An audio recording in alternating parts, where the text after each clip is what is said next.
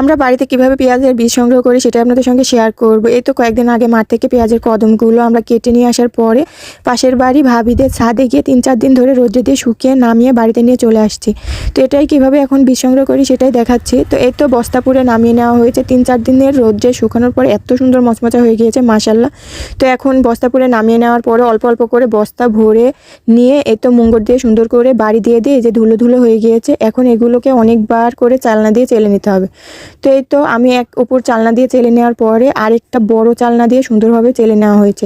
এরপরও শাশুড়ি মা বসে পড়েছে কুলো দিয়ে ঝাড়তে, কারণ এর অনেকবার প্রসেস করতে হয়েছে। তো এখন মাশাআল্লাহ খুব সুন্দর হয়ে গিয়েছে, দেখো কত সুন্দর, একবারে দেখতে কালো জিরের মতো। তো আমি তো প্রথম বুঝতামই না, তো এখন অভ্যাস হয়ে গিয়েছে, দেখতে দেখতে আমি বুঝতে পারি। তো এই তো মাশাআল্লাহ কত সুন্দর বীজগুলো হয়ে গিয়েছে। তো এবছরে 5 কাঠা জমিতে প্রায় 23 থেকে 24 কেজি মতো আমাদের পেঁয়াজের বীজ হয়েছে। তো আলহামদুলিল্লাহ, তো খুব সুন্দর হয়েছে। তো ভিডিওটা এ পর্যন্ত, আল্লাহ হাফেজ।